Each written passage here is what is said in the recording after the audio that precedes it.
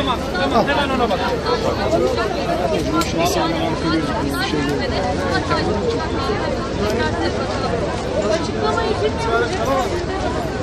Konuşsana şimdi.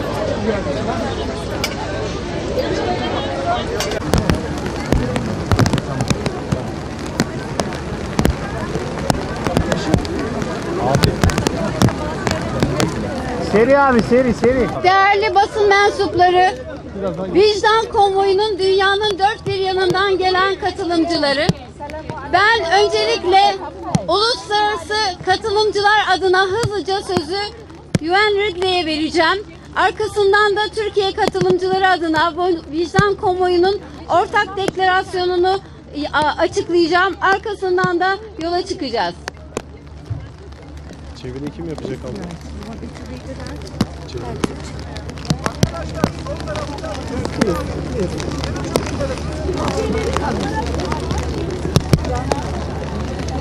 It started with a child writing something.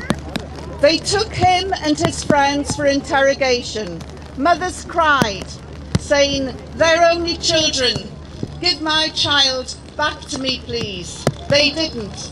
Instead, they brutalized and tortured them. It started with children dying, then the adults. Those who did not want the war were powerless to stop it. They were slaughtered by any means and methodology available, sometimes executed, sometimes massacred. We, the people of this generation, have witnessed the killing of children on live television. We have witnessed the period where the most killing of children has taken part. Nearly 1 million were killed. Of this, tens of thousands were children. The lucky few were those who got away. But we couldn't even find a square metre of space for those who migrated on an earth that is big enough to accommodate us all. Borders were shut. Babies drowned in open water. Over 400,000 people were kept in detention centres and prisons. They didn't distinguish between women, children, elderly and men. 13,104 people lost their lives in these prisons because of torture. The news talks about 76,000 people of whom there is no news. We don't know what happened to them. Of that, 116 were children, 4,219 were women. 13,581 women were arrested. 6,736 women are still in these prisons. They are being tortured. 6,736 women. This is the 21st century. The Syrian regime is using rape as a weapon against women. These crimes that are defined as war crimes and crimes against humanity were being committed in front of a world audience. International mechanisms and states. The international legal system was unable to stop the killings, stop the crimes from being committed. One medical officer of the regime leaked 55,000 pictures of torture and abuse. 55,000 pictures, and still the world remained silent.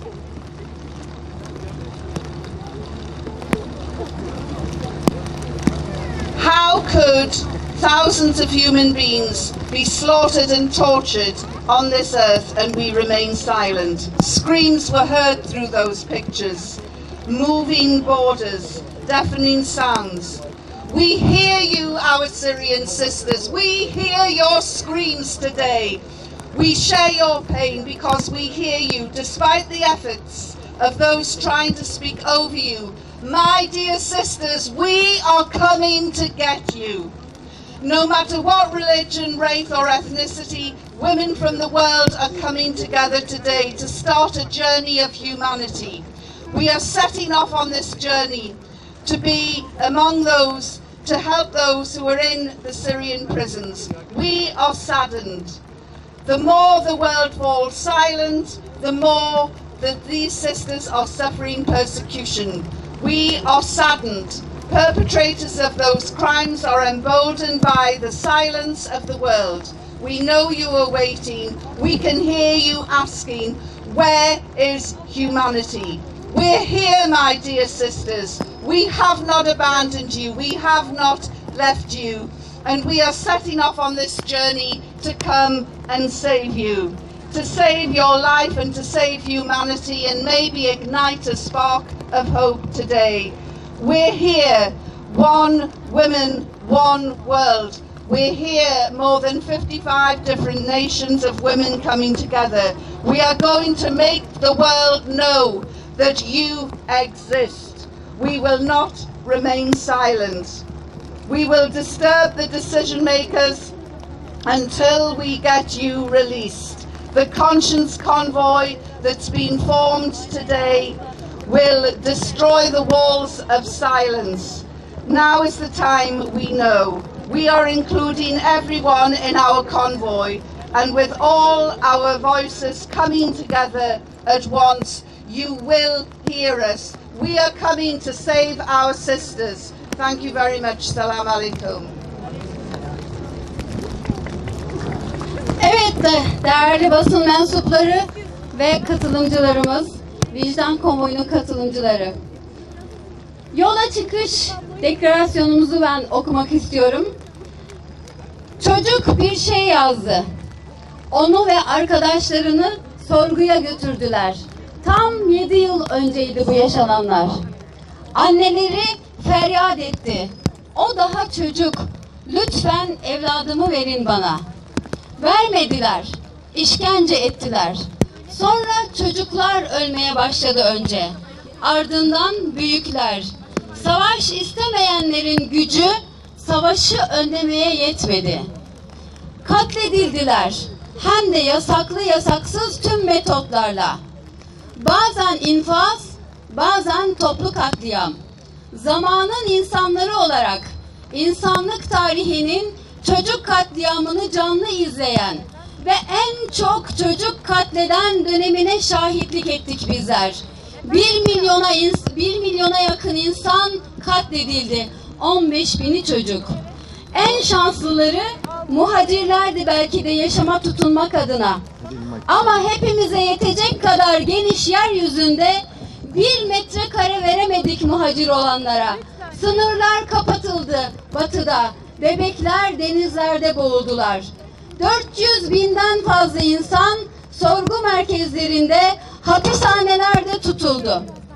Çocuk, kadın, yaşlı ve erkek ayırt etmeden 13.104 insan, 13.104 rakam değil, 13.104 insan bu dönemde bu hapishanelerde gözümüzün önünde hayatını kaybetti işkenceden.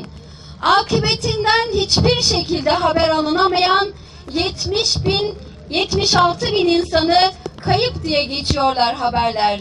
116'sı çocuk, 4.219'u kadın kayıp insan. 13.581 kadın tutuldu. 6.736 kadın ise halen bu hapishanelerdeler. İşkence görüyorlar, tecavüze uğruyorlar. Suriye rejimi kadınlara tecavüzü bir silah olarak kullanmaya devam ediyor. Bütün bunlar olurken hukuk sistemlerinin savaş suçu, insanlığa karşı suç olarak tarif ettiği bu suçlar tüm uluslararası mekanizmaların ve devletlerin gözü önünde işlendi. Uluslararası hukuk suçların işlenmesini engelleyemedi. Suçluları cezalandırmayı başaramadı. Ama bu suçların işlendiğini bir rejim askeri adli tıp subayının sızdırdığı 55.000 fotoğrafla tespit etmeyi başardı.